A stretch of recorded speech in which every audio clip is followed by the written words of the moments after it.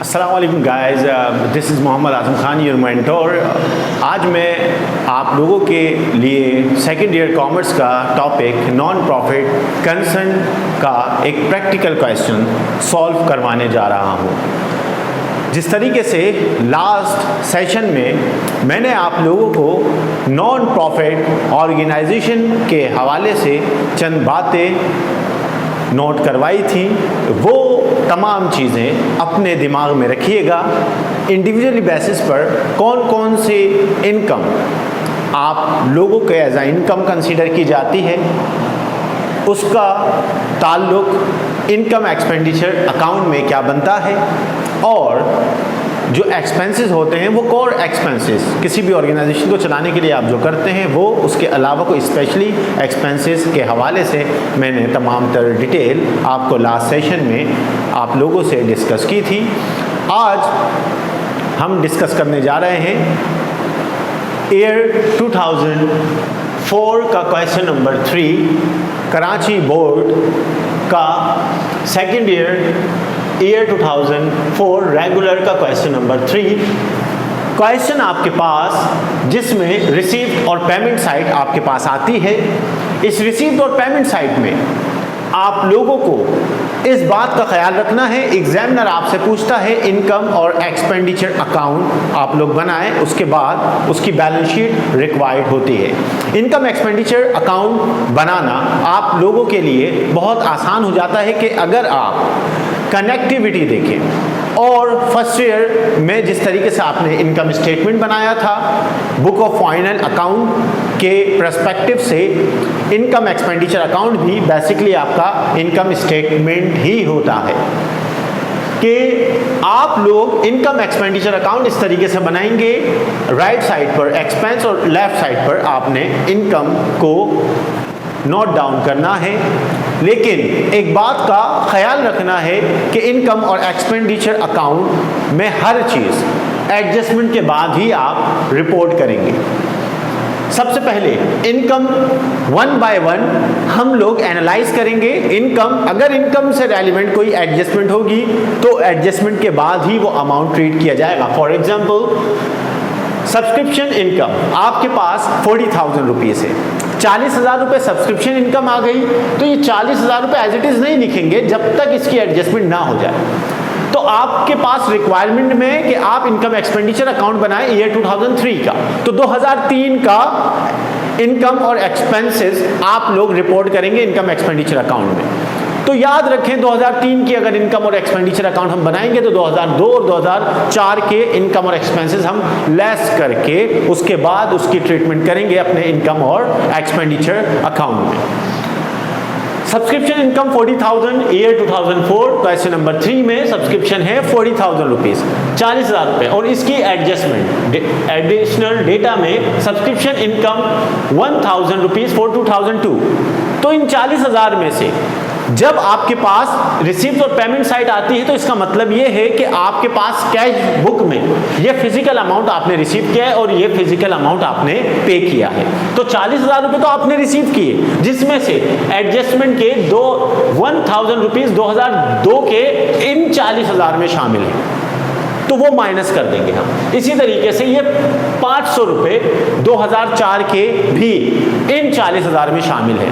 तो इसका मतलब हम इन 40,000 में से 1,000 रुपीज़ और 500 रुपीज़ लेस कर देंगे, तो हमारे पास मौजूदा अमाउंट रह जाएगा अपना इस साल का टोटल 38,500 रुपये। उसके बाद second adjustment accrued subscription 2,500 for 2003, क्योंकि हम इनकम एक्सपेंडिचर अकाउंट बनाने जा रहे हैं 2003 का, तो 2003 में ये वो अमाउंट है जो आपने रिसीव करना है अभी अपने सब्सक्राइबर से, 38,500। इन 40,000 में से जब आप 2002 के 1,000 और 2004 के 500 रुपये माइनस कर देंगे तो 38,500, और 38,500 में से आप 2,500 रुपये ऐड कर लेंगे 2003 की इनकम, तो इसका मतलब है आपका टोटल अमाउंट बन गया 41,000 रुपये। देखिएगा यहाँ पर मैंने आपका ये क्वेश्चन का ये एरिया सॉल्व किया है। 40,000 में से 1,000 2002 के आपने माइनस किए और 2004 के 500 रुपये माइनस किए, तो 38,500 और 2,500 रुपये 2003 के जो एक्रीड सब्सक्रिप्शन है वो ऐड कर दिए, तो टोटल अमाउंट आपका सब्सक्रिप्शन इनकम का बना 41,000 रुपीज़। तो एक बात का आपको ख्याल रखना है शुरू से आखिर तक कि अगर कोई भी इनकम आप ट्रीट कर रहे हैं तो उसी साल की इनकम को आपको ट्रीट करना है। तो टोटल मौजूदा अमाउंट जो एक्चुअल इस साल की खालिसतन सब्सक्रिप्शन का अमाउंट बनता है, इनकम बनती है, वो 41,000 रुपीज़ की है। उसके बाद so on donation 15,000 rupees. Donation से रेलिवेंट आप चेक कीजिएगा क्या कोई एडजस्टमेंट में डोनेशन से रेलिवेंट कोई एडजस्टमेंट है या नहीं। डोनेशन से रेलिवेंट इस क्वेश्चन में कोई भी एडजस्टमेंट नहीं है, तो डोनेशन आपकी इनकम है, ये as it is actual income ही आप यहाँ पर रिपोर्ट कर देंगे। इसी तरीके से इंटरेस्ट 1,000 रुपीज़। इंटरेस्ट मैंने जिस तरीके से आपको बताया, रिसीव साइड पर अगर 1,000 रुपीज़ इंटरेस्ट आपने लिख दिया है तो वो आपने रिसीव किया, इसका हरगिज़ मतलब ये नहीं आपकी 2003 की इंटरेस्ट इनकम है। और वैसे भी इंटरेस्ट का ख्याल आपको हमेशा रखना है, चाहे आप फर्स्ट ईयर के स्टूडेंट हो या सेकंड ईयर के स्टूडेंट हो। कॉमर्स के स्टूडेंट होने के नाते आप लोगों को इंटरेस्ट के बारे में मैं बताऊं कि इंटरेस्ट एक न्यूट्रल टर्म है। अगर इंटरेस्ट रिसीव कर रहे हैं तो वो आपकी इनकम है, इंटरेस्ट पे कर रहे हैं तो वो आपका एक्सपेंस है। यहाँ पर इंटरेस्ट रिसीव कर रहे हैं तो वो आपकी इनकम है। 1,000 रुपये आपने रिसीव किए, लेकिन ख्याल रखें एडजस्टमेंट इंटरेस्ट से रेलिवेंट कोई एडजस्टमेंट है आपकी, जैसे ये एक्रीड इंटरेस्ट इनकम 500 रुपीज़, आपकी इंटरेस्ट इनकम जो है वो 500 रुपीज़, ये 1,000 और ये 500, टोटल आपकी इनकम हो गई 1,500। तो आपका ख्याल रखें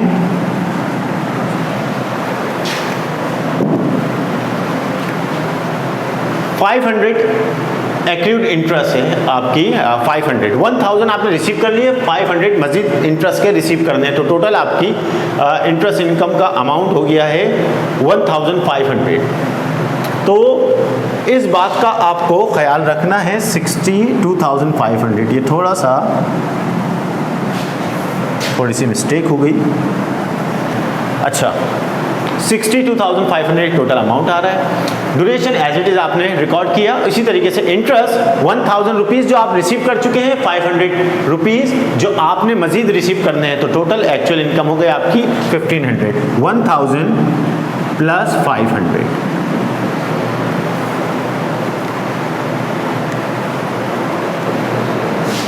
इसी तरीके से charity show receive, charity show receive में आपके पास कोई भी इनकम मौजूद एडजस्टमेंट मौजूद नहीं है, तो चैरिटी शो रिसीव्ड आप डायरेक्ट ये लिखेंगे 5,000 रुपीज़।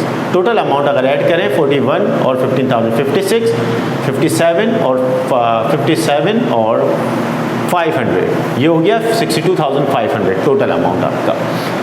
इसी तरीके से अगर पेमेंट साइड पर आप जाएंगे तो पेमेंट साइड पर आपके पास सैलरीज का अमाउंट है 4,000 रुपीज़। सैलरीज आपकी 4,000 रुपीज़ पे हो चुकी है, क्योंकि ये आपके कैश बुक में पेमेंट का अमाउंट शो कर रही है।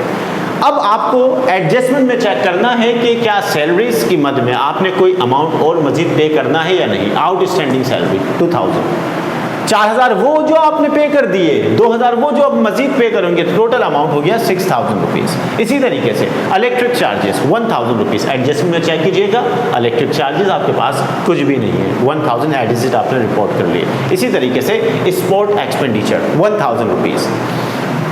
स्पोर्ट एक्सपेंडिचर से रेलिवेंट कोई भी एडजस्टमेंट हमारे पास नहीं है, तो डायरेक्ट हम स्पोर्ट एक्सपेंडिचर का अमाउंट लिखेंगे 1,000 रुपीज़।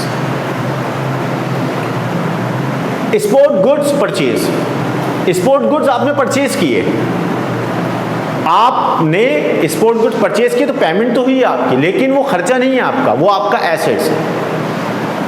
तो वो आप एक्सपेंसेस में कभी भी ट्रीट नहीं करेंगे, क्योंकि वो आपने एसेट परचेज किया है प्रोडक्टिव मैनर के लिए। बुक परचेज किया आपने, इसकी कोई भी एक्सपेंडिचर से रेलिवेंट कोई चीज़ मौजूद नहीं है। कभी कभार ऐसा होता है, कुछ स्पोर्ट्स क्लब होते हैं हमारे, कि हम अपने जितने भी सब्सक्राइबर होते हैं, जितने भी मेंबर्स होते हैं हमारे, हम उन्हें एज आ फ्री डिस्ट्रीब्यूट करते हैं। अगर फ्री डिस्ट्रीब्यूट करते तो ये हमारा एसेट तो होता, लेकिन वो एक्सपेंस में कन्वर्ट हो जाता अगर फ्री डिस्ट्रीब्यूट करते तो। अदर एक्सपेंडिचर हमारा खर्चा है, ये एज इट इज़ हम यहाँ पर लिखेंगे, क्योंकि इसकी एडजस्टमेंट कोई भी शामिल नहीं है। अदर एक्सपेंडिचर 2000 से हमने यहाँ पर रिकॉर्ड कर दिया। चैरिटी शो एक्सपेंस 4000 रुपीज़, तो एडजस्टमेंट में चैरिटी शो एक्सपेंसेस के हवाले से कुछ भी मेंशन नहीं है, तो हम डायरेक्ट 4000 एज इट इज़ यहाँ पर कॉपी कर देंगे। इन्वेस्टमेंट, आपने किसी भी कंपनी की शेयर्स वगैरह परचेज किए या इन्वेस्टमेंट की किसी भी जगह पर, किसी भी बिजनेस में, तो वो आपकी इन्वेस्टमेंट है, या आपका एसेट्स कहलाएगा, तो ये भी कभी भी इन एक्सपेंसेस में रिकॉर्ड नहीं किया जाता। तो ये तमाम इनकम और ये तमाम एक्सपेंसेस आपने अपने पास रिकॉर्ड कर दिया है। टोटल एक्सपेंस आ रहा है आपका 14,000 रुपीज़ और टोटल इनकम आ रही है आपकी 62,500 रुपीज़। क्योंकि नॉन प्रॉफिट ऑर्गेनाइजेशन में आप मुनाफा तो कमाने का नहीं सोच रहे होते, लेकिन आपका मेन पर्पस होता है कि आप लोगों के फंड्स को प्रॉपर यूटिलाइज करना है। पैसा आपके पास आया इस तरीके से फिजिकल अमाउंट, लेकिन एक्चुअल में आपके पास इनकम ये आई, पैसा ये आया 62,500 हकीकतन एक्चुअल इनकम ये, और खर्चे भी किए, प्योरली आपका एक्सपेंस ये हुआ, तो आपके पास अभी भी अमाउंट सरप्लस पड़ा हुआ है। तो इनकम में से एक्सपेंस माइनस करेंगे, 62,500 में से 14,000 लेस किया, आपके पास अमाउंट आ गया 48,500 रुपीज़। ये अमाउंट अगर हम नॉन प्रॉफिट कंसर्न नहीं कर रहे हो तो ये हमारा प्रॉफिट कहलाता है, क्योंकि इनकम हमारी ज़्यादा, एक्सपेंस कम है, लेकिन हम यहाँ पर लिखेंगे सरप्लस। अगर फॉर एग्जांपल ऐसा होता कि हम पैसा रिसीव करते 62,000 और पैसा खर्च होता 72,500, तो 10,000 यहाँ पर लिखते, और अगर यहाँ पर लिखते वो हमारा कहलाता डेफिसिट अमाउंट। कि खसारा हो गया हमारा, कि हमने रिसीव किया 62,500 और ख़र्चा ज़्यादा कर दिया, तो हमारा इदारा खसारे में चल रहा है। तो फिलहाल क्वेश्चन के पर्सपेक्टिव से ये आपका सरप्लस का आंसर है। इनकम एक्सपेंडिचर अकाउंट आप इसी तरीके से बनाएंगे कि सबसे पहले कंपनी का नाम, इनकम एक्सपेंडिचर अकाउंट लिखा for the year ended December 31, जो भी सो ऑन लिखा। उसके बाद expense account receive right side पर, इनकम अकाउंट लेफ्ट साइड पर लिखने के बाद एक्चुअल इनकम और एक्चुअल एक्सपेंसेस का कंपैरिजन किया, जो भी अमाउंट आया आपके पास या तो सरप्लस होगा, अगर एक्सपेंस ज़्यादा है तो फिर डेफिसिट होगा। तो यहाँ तक आपका इनकम एक्सपेंडिचर अकाउंट है। अब मैं फर्दर जाता हूँ इसी क्वेश्चन की रिक्वायरमेंट नंबर 2 पर, बैलेंस शीट की जानिब। बैलेंस शीट में आप लोगों से जो मज़ीद चीज़ें मैंने डिस्कस करनी हैं वो